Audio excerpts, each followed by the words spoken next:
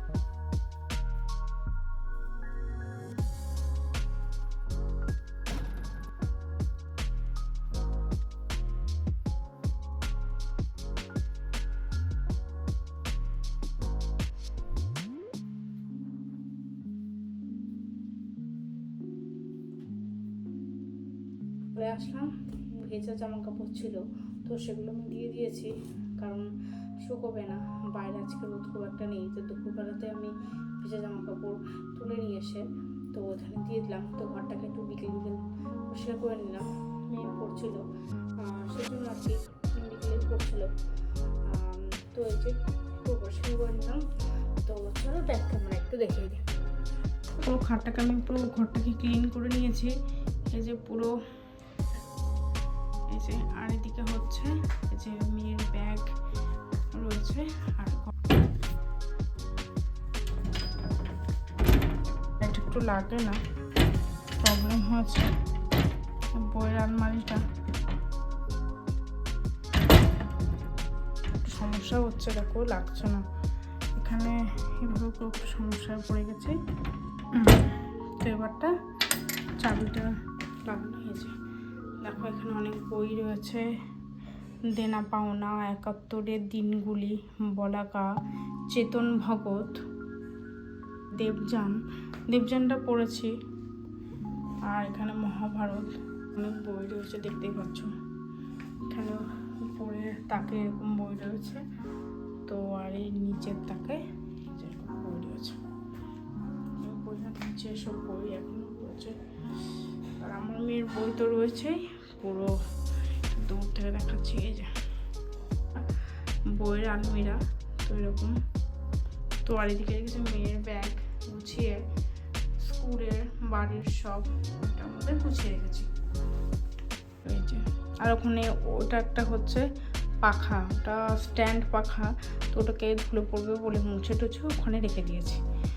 তো আজকে মনার বার্থডে। এই রূপোর বাটিতে এই বাটিটা দিয়েছিল আমার দিদি। তো এই ওর এক জন্মদিনেই দিয়েছিল আমার দিদি। তো সেই বাটিতে প্রত্যেকটা বছর ও এই বাটিতে পায়েস খায়। তো ওর জন্যই আজকে স্পেশালি আমি পায়েসটা করেছি, মানে আমার মেয়ের জন্য জন্মদিনে। তো কৃত্তিকার বাবা আজকে বাড়িতে নেই, তো সেজন্য আমি আর কি তো একটা কেক এনেছি আর এই পায়েস করেছি। তো এর বেশি কিছু করতে পারিনি, তো রুমটা একটু ডেকোরেট করেছি বেলুন দিয়ে আর কি। এই যে মোটামুটি আমি ব্যাক ক্যামেরায় করে দেখাচ্ছি। এই যে মনাকে আমি একটু রেডি করিয়ে দিয়েছি, ওর এটা নতুন বার্থডে ড্রেস। তো এখানে একটা মিউমর থেকে একটা কেক আনা হয়েছে, আর একটা টুপি, আর ক্যান্ডেল আছে, আর এখানে প্রদীপ, পায়েস, আর এই যে মোটামুটি এরকম বেলুনস দিয়ে সাজিয়ে দিয়েছে আর কি। তো আমার মাও এখানে আছে। এই যে কোনো রকম ভাবে সাজিয়ে দিয়েছে। ওর বার্থডেটাকে আমি একটু সেলিব্রেশন করি। বসো বাবা, দিদা করে দে।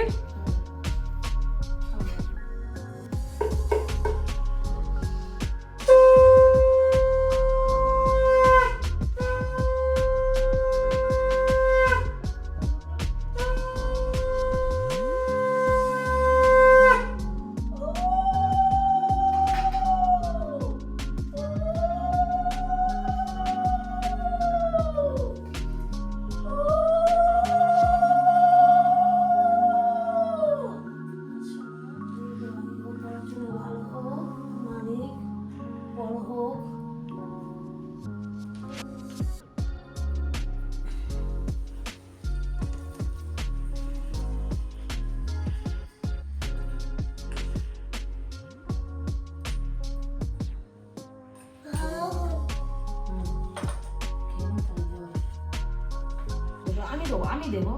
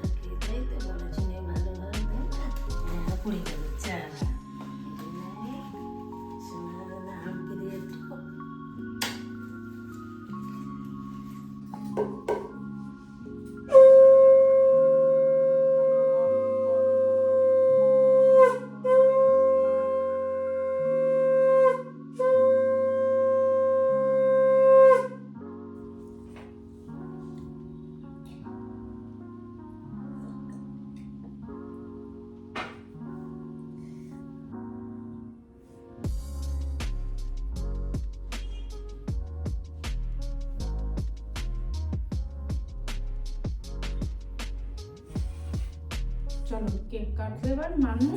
চলো cake happy birthday to you, happy birthday to you, happy birthday dear Krittika, happy birthday to you. বাবা দিদানকে আগে খাইয়ে দাও। হ্যাঁ মা, তুমি ছাড়ো আমি দিচ্ছি, দাও নিজের হাতে করে ই বাবা না, তুমি দিদাকে খাইয়ে দাও। হ্যাঁ দিদাকে খাইয়ে দাও। তুমি দাও না আগে দিদাকে খাইয়ে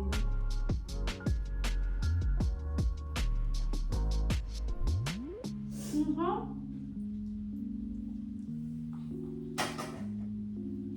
তো বন্ধুরা আপনারা সবাই আমার মেয়েকে আশীর্বাদ করবেন যেন ও খুব ভালো বড় ভালো মানুষ হতে পারে খুব।